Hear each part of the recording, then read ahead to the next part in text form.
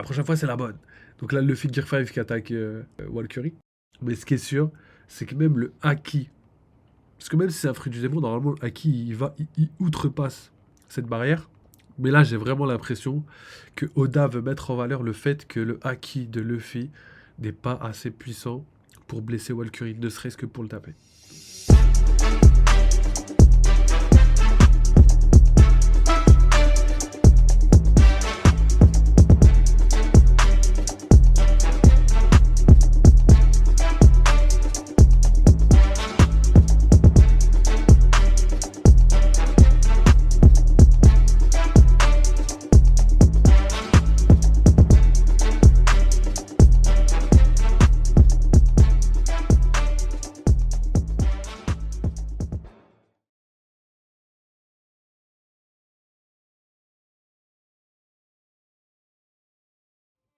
Donc on a Im-sama Vegapunk.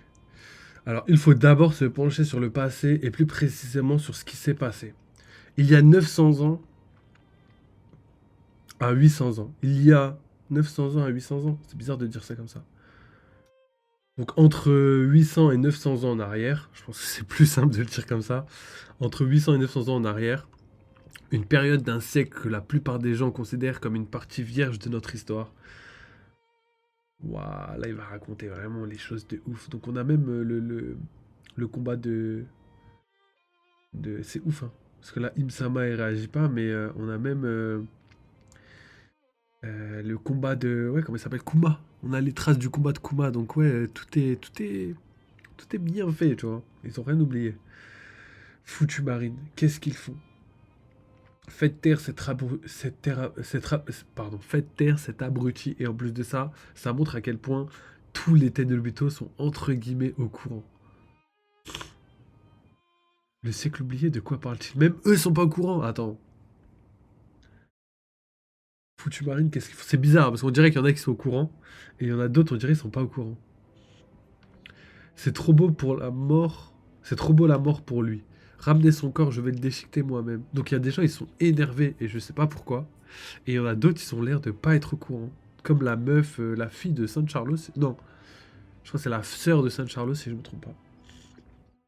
Alors, ce siècle est connu sous le nom de siècle oublié car toutes les informations qui le concernant ont été soit effacées, soit perdues. Ce qui est en vrai en grande partie, mais il existe une dernière clé qui permet de déverrouiller quelques brides et échos de l'époque. Je parle des poneglyphes, ces pierres solitaires placées dans divers endroits calmes et tranquilles à travers le monde. Une fois décodées, le texte qui est inscrit est notre seul et unique moyen d'appréhender ce passé inconnu. Ouais, c'est qui ça? C'est Saul? Ah ouais, j'avoue, c'est Saul. Et là, Saul, il vit sa meilleure vie. Parce que tout ce qu'il a rêvé de sa... Ouais, tout ce qu'il a rêvé est en train de se passer. Il a sauvé O'Hara, il voulait les prévenir, il a quitté la marine pour ça. Il a risqué sa vie pour sauver Robin. Il a failli la perdre, d'ailleurs, on pensait qu'elle était morte. Et au final, il a réussi à partir et rentrer chez lui. Et regardez un autre truc aussi, élément de malade. Saul, c'est un géant, les gars. Saul, c'est un géant. Et regardez les sapins à côté de lui, ils sont aussi gigantesques. Quand je vous dis qu'à Elbaf, en plus il est à Elbaf, hein, logiquement, on voit en plus qu'il y a des montagnes, donc des fjords, mais aussi des forêts. Je vous avais dit, Elbaf, ça avait une terre de forêt, mais pas que. Et justement, tout est gigantesque là-bas. Il n'y a pas que les géants qui sont gigantesques, les arbres sont gigantesques, les maisons sont gigantesques, les montagnes sont gigantesques. Et il y a aussi l'arbre mère, l'arbre primaire, j'ai envie de dire, l'arbre d'Adam sûrement, qui est le bois le plus résistant du monde et qui sera sûrement l'arbre où potentiellement vivent les autres, tu vois, les dieux As, les nains, les elfes, tout ce que vous voulez. On verra, mais je sais pas s'il va aller là-dedans. En tout cas, on connaît les Japonais, la manière dont ils appréhendent un petit peu les cultures celtes, les cultures vikings, etc. Et je pense que ça, ils vont kiffer à mort.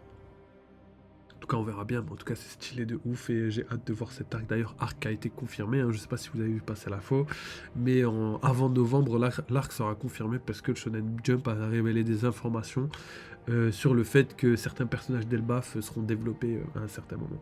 Donc ça veut pas dire qu'on sera sur Elbaf Mais vu qu'il y aura un certain personnage d'Elbaf, c'est-à-dire qu'on va voir Elbaf d'une certaine manière. En tout cas, on va voir des personnages d'Elbaf d'une certaine manière.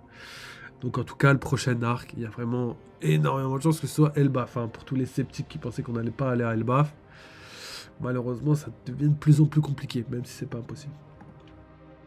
On continue. Et tu savais, Eastblush Orange Town. Donc là, on est dans le village d'Eastblue Orange. Donc ça, c'est par contre, c'est le village où il y avait Baggy, où il y avait justement les... comment ils s'appellent? Il y avait l'équipage de Baggy, je crois, le combat... ouais, le combat... Le combat où Luffy il a attaché les membres de Baggy, il les a envoyés valser et tout, il me semble que c'était ça. Et du coup, là, on voit le petit chien, là, Chouchou, je me rappelle. Et le vieux, j'ai plus son blaze, mais c'est lourd de les revoir. On voit vraiment qu'il y a beaucoup de personnes. Et en plus, regardez, on a la statue du chien, comme celle qui est placée à quoi, Shibuya, voilà. Comme la statue du chien qui est placée à Shibuya, qui représente le chien fidèle à son maître, quoi. C'est un délire. En tout cas, beaucoup de parallèles avec le Japon, et c'est magnifique. Alors tu savais qu'il y a très longtemps, 20 rois se sont associés pour créer le monde. Je demande si ce vieux monsieur le connaît. Qui c'est? Et toi, qu'en penses-tu, chouchou? MDR. Du coup, même eux-mêmes, la petite fille, elle est au courant de certaines choses. Alors, malheureusement, toute tentative de déchiffrage des poneglyphes est considérée comme tabou par le gouvernement mondial, et c'est ce qui nous a amené à mon deuxième péché. Ok, donc là, il a parlé de son premier péché, c'est de vouloir créer une énergie infinie, et son deuxième péché, c'est de justement avoir lu les poneglyphes. J'ai trahi le gouvernement et j'ai étudié cette époque interdite. J'ai eu la chance d'hériter de plusieurs documents d'un certain groupe d'archéologues exceptionnels, ce qui m'a permis de déchiffrer un certain nombre de poneglyphes. Oh, Jimmy, donc c'est Brooke qui les appelle parce qu'ils mettent 100 ans. Après, c'est à cause de Zoro, là. Il a trop cassé la tête, lui. J'ai poursuivi ces recherches aussi loin que possible et je ne le regrette pas. Je ne le regrette pas, pardon. Après tout, l'histoire est un récit. Waouh, le sol bouge. Comment ça, le sol bouge? Pourquoi le sol bouge? Les nuages s'étirent. Ah, mais c'est qui? Ah ouais, mais ça doit être Pythagore. Ah, il est trop fort, lui. Il est trop fort. En fait, il a contrôlé. Il est descendu en bas. Vous savez, la bouteille, je me demandais, elle servait à quoi? Et en fait, c'est ça qui générait le nuage où justement le Punk Record pouvait se poser. Et là, du coup, il a géré. Et je pense qu'il a généré des nuages pour qu'ils puissent s'enfuir. Regardez, les nuages s'étirent. Donc le dôme, il est pas éteint ainsi. Ah, ok, il va. Ok, ça c'est propre. C'est parfait. Tout est expliqué, les gars. Alors, c'est sûrement ce dont parlait Edison. Oh, c'est comme. C'est ça, comme les nuages sont étirés, on pourra sauter directement dans l'eau. Vraiment fort, cet Edison. Vous devez le faire, l'équipage des chapeaux de paille. Ne laissez pas le gouvernement vous capturer. Par contre, je pense, là quand je vois ça, j'ai vraiment l'intention. Enfin, l'intention, non. Mais j'ai vraiment l'impression que quasiment tous les Vegapunk vont mourir.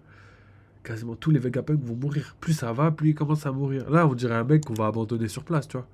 On dirait pas un mec qu'on va laisser partir, tu vois.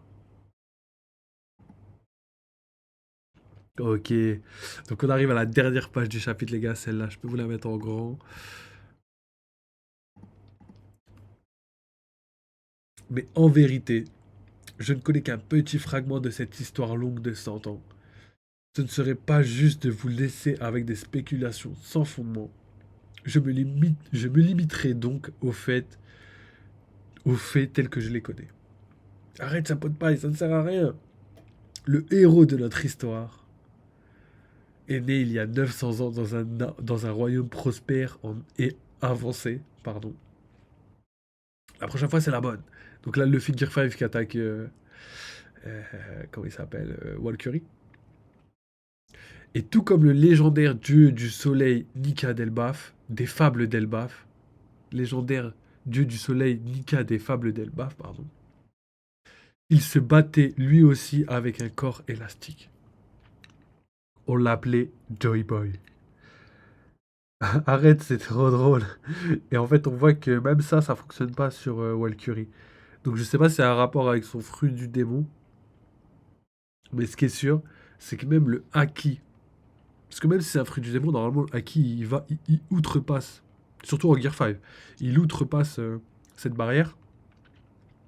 Mais là, j'ai vraiment l'impression que Oda veut mettre en valeur le fait que le haki de Luffy n'est pas assez puissant pour blesser Walkyrie, ne serait-ce que pour le taper. Donc déjà, ça, c'est un délire. Donc on l'appelait Joy Boy, il a été le premier homme à prendre la mer, le premier à être qualifié de pirate. Le premier pirate de l'histoire, les gars, c'est une dinguerie. Donc let's go, on va faire la petite analyse. Donc on a toutes les informations, on va discuter de ça. Ok, c'est parti les gars. Donc là, on va passer justement au petit débrief du chapitre 1114 de One Piece. Donc on va discuter ensemble de tout ce qui se passe là, parce qu'il y a beaucoup de choses à dire. Premièrement, très bon chapitre. Franchement, énormément d'informations. Donc le message de Vegapunk qui dure tout le long de la vidéo pendant que on a plein de petites scènes à droite à gauche, ça je trouve ça hyper bien fait. Je trouve ça hyper bien fait. Des fois j'aime pas parce que des fois les messages on a du mal à suivre et tout. Et en fait les coupures dans les mots, dans les phrases et tout, elles sont tellement bien faites qu'on arrive à suivre aisément. Il y a plein d'autres mangas qui n'arrivent pas à faire ce truc, hein, même des mangas dans le top 10. Mais là, franchement, j'ai trouvé ça, c'est masterclass. Et j'ai hâte de le voir en épisode, parce qu'en épisode, ça va être magnifique, tu vois. Tu auras un petit message derrière, et en même temps que tu entends le message, tu auras plein de petits événements et tout qui va se passer, des gens qui parlent entre eux et tout. Et ça va être pas mal. Donc ça, masterclass. Petit big up à Oda, parce qu'il a fait un travail monstre. Donc ça fait partie des premières choses. Première remarque. Ensuite, on va reprendre du début. Donc, il y a eu pas mal de choses. Donc, on commence le chapitre avec une réaction du monde entier par rapport à l'annonce de Vegapunk qui dit que justement le monde va sombrer sous l'eau, tu vois. Donc là, on a une petite explication par rapport à tout ça, et moi je trouve ça quand même pas mal, parce qu'on a vraiment des réactions de ouf, comme par exemple Akainu. Akainu il nous a fait une réaction, gros, je la comprends pas. En mode comme s'il était au courant, comme s'il était un peu dégoûté, mais en même temps comme s'il était un peu énervé, tu vois. C'était un peu entre deux choses, tu vois. Ensuite, on a même des réactions de random qu'on avait oubliées, tu vois. Je veux dire, par exemple, l'équipage de Bellamy, je veux dire, on s'en bat les steaks, hein. Surtout que c'est Bellamy qui nous intéresse un peu plus, mais le reste, franchement, pas de cohérence de les mettre dans le truc, mais ça rajoute quand même quelque chose. C'est quelque chose que j'aime bien quand même, tu vois. Water 7, la réaction de Water 7, je trouve ça intéressant parce que justement, euh, eux qui étaient, on va dire, en avance au niveau de leur technologie parce que justement, eux, ça fait des années qu'ils luttent contre la montée des eaux. En plus, c'est en rapport avec Venise, donc c'est tout à fait vrai. Et ben justement, là, on voit très clairement que le fait d'avoir ça fait un joli contraste par rapport au fait que le monde va devoir faire les mêmes avancées technologiques que Water 7 pour pouvoir sauver leur, leur île, leur peau, leur tout ce que vous voulez, tu vois, pour s'en sortir tout simplement. Ensuite, on a Doflamingo qui parle de la fameuse prison.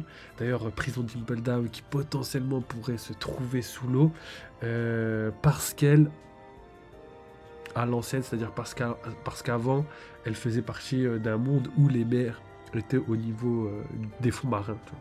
Et du coup, ce serait comme une tour de Babel qui aurait été érigée il y a plus de 800 ans, à l'époque où l'eau n'était pas aussi haute. Et ça, c'est ouf. Ça, c'est ouf. Je trouve ça trop, trop bien. Et d'ailleurs, ça me fait penser, je devais vous en parler pendant... tout à l'heure, je vous avais dit que je vous en parlerais. Par rapport à ma théorie de Luffy dans l'espace, je disais souvent que les Tenryubito, il y avait énormément de moyens qui viennent de l'espace, parce qu'en fait, ils ont un rapport étroit avec l'espace. On l'a vu avec les Saturne, Mercury, tout ça, tu vois, ils ont tous un nom de planète. On l'a vu aussi avec le fait qu'ils s'appellent les dragons célestes. Donc céleste, on peut dire que ça vient du ciel, et derrière le ciel, il y a l'espace, quoi.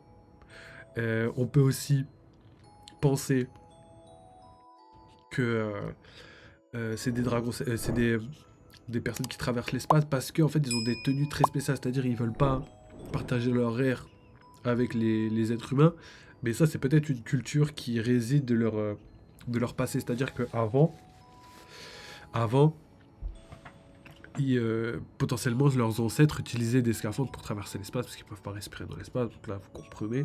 Et du coup, peut-être que ça c'est une culture qui est restée et c'est comme des tenues traditionnelles chez les têtes de l'hôpital, ils ont des scaphandres, potentiellement ils se déplacent de planète en planète et justement c'est ce scaphandre qui ressemble étroitement à celui d'un d'un astronaute pourrait en fait être celui d'une personne qui vivait dans les fonds marins. Au lieu que ce soit un astronaute, eh ben, ce serait peut-être un scaphandre de plongeur, tu vois. Et ça, c'est un mec sur YouTube, d'ailleurs, je te remercie, frérot, qui m'a fait remarquer ça. Et c'est vrai que quand on y pense, on peut se poser la question. Après, le fait, c'est que ça enlève pas tout ce qui est avec les planètes, tu vois. Tous les rapports avec les planètes, Saturne, etc. Tu vois, il y a personnellement, je pense que ça a plus de liens avec l'espace qu'avec les fonds marins. Mais là, force est de constater qu'on commence à rentrer dans ce domaine-là. On a Imusama. Imusama qui représente la mer. Hein. On connaît les Umibozo, on connaît plein de trucs en rapport avec la mer. Puis les fruits du démon qui veulent pas. Qui, qui, qui perdent leur efficacité dans la mer. Et le fait que Imusama pourrait maîtriser les fruits du démon avec l'arme du fruit du démon. Vous connaissez toutes ces théories. Donc au final, il y a grave moyen que le lien avec la mer soit beaucoup plus grand que ce qu'on pense. Peut-être qu'ils viennent d'une planète spéciale, ou peut-être que Imusama vient d'une planète très spéciale, la planète potentiellement d'Uranus, qui est censée être une planète recouverte de glace, et sous la glace se trouve un océan gigantesque, et peut-être que dans cet océan vivait un peuple à l'ancienne, un peu plus de Poséidon, hein. Peut-être que même les hommes poissons, c'est des gens qui viennent de là-bas, j'en sais rien, tu vois. On peut spéculer comme on veut, mais on peut même imaginer ce genre de choses assez facilement. Donc, est-ce qu'ils viennent uniquement de, des fonds marins, potentiellement qu'ils y ont vécu pendant très longtemps? Est-ce qu'ils viennent d'une autre planète? Personnellement, je le crois encore dur comme fer. Ensuite, il y a une autre explication que je voulais vous dire par rapport à ça. Cette fois-ci plus pour contredire un petit peu la théorie des scaphandres, c'est que si le niveau monte et que par rapport à Impel Down, ce qu'on a vu tout à l'heure, que le niveau était très très bas, je pense que les scaphandres à l'époque du siècle oublié, si tout ça est vrai, on n'en avait pas autant besoin. Et qu'au final, cette culture, je veux dire, le fait de conserver ce type de scaphandre depuis le siècle oublié, alors que pendant le siècle oublié, les fonds marins étaient très très bas, et ben du coup ça marche plus, tu vois, la théorie ne marche plus dans ce sens-là. Parce que au final ça voudrait dire que dans les fonds marins, à l'époque il n'y avait pas beaucoup d'eau. Donc après, je voulais revenir sur un truc, parce qu'il y a très longtemps, ça fait très longtemps d'ailleurs que je dis ça, pour moi le fait que l'eau puisse être asséchée, c'est-à-dire qu'à l'époque, il y a très longtemps, il n'y avait pas d'eau dans les fonds marins, ça porte à interrogation. Ça m'étonnerait même un petit peu, pourquoi? Parce que euh, je vois mal je vois mal en fait le fait que la Terre soit aride entre guillemets. Donc après on connaît par exemple dans certains déserts comme aux États-Unis, dans certains déserts etc.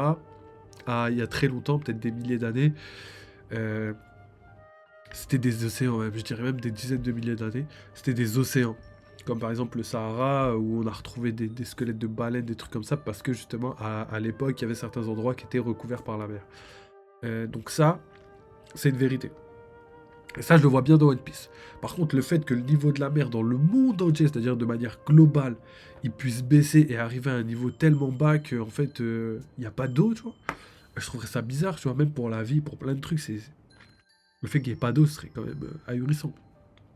Donc, pour moi, certaines parties du monde pouvaient être hors de l'eau et d'autres parties du monde dans l'eau. Mais pour moi, l'eau, elle est bien quelque part depuis le début, tu vois. Pour moi, il y a forcément un moment où où il y avait de l'eau quelque part. C'est pas de l'eau qui tombe du ciel comme ça par magie, tu vois. Je pense qu'il faut de l'eau quelque part, obligatoirement, tu vois. Pour moi, c'est pas une météorite qui est venue ramener de la glace ou je sais pas quoi, tu vois, pour remplir une terre entière, tu vois. C'est plutôt une pluie d'astéroïdes, tu vois, qu'il faudrait. Donc voilà pour cette théorie, mais beaucoup d'interrogations par rapport à tout ça. Donc est-ce que Imusama, il y a 800 ans, était sous l'eau déjà? Est-ce qu'il y a eu 100 ans, il n'y avait pas d'eau? Ça, c'est des questions qu'il va falloir répondre très prochainement. On va essayer d'y répondre en prenant tous les éléments qu'on a dans, euh, dans le manga. Donc, petite apparition de Doflamingo, ça fait longtemps qu'on ne l'avait pas vu. Cet enfoiré, il a l'air d'être au courant de certaines choses et on n'est pas au courant. Lui, il est plus au courant que nous, hein. Lui, il a plus d'infos que nous. Donc on continue, on a aussi le royaume Ryogu, donc avec la princesse sirène. En plus c'est marrant qu'il monte la princesse sirène pour la montée des eaux, parce qu'on sait que elle, via son pouvoir, elle peut contrôler les eaux. C'est-à-dire qu'elle peut, je sais pas, grâce au pouvoir des rois des mers, elle peut contrôler des courants, elle peut créer des maelstroms, donc les tourbillons là dans l'eau, là, les siphons. Elle peut créer des trombes d'eau, des tsunamis, tu vois, elle a vraiment un pouvoir gigantesque. Et ça, j'en ai parlé dans la vidéo que je vous ai conseillé tout à l'heure, que j'avais mis en haut là-haut. D'ailleurs, si je la remettrai encore une fois, si je peux. Ensuite, on continue. Là, on revient avec Ed, et c'est là où c'est lourd, parce qu'on commence à avoir des réactions du Gorosei. Et en entendant le message, le Gorosei ont tous eu la même réaction. Ils ont tous été vénères, mais ultra vénères, tu vois. Donc là, leur but, c'est vraiment d'attaquer en force.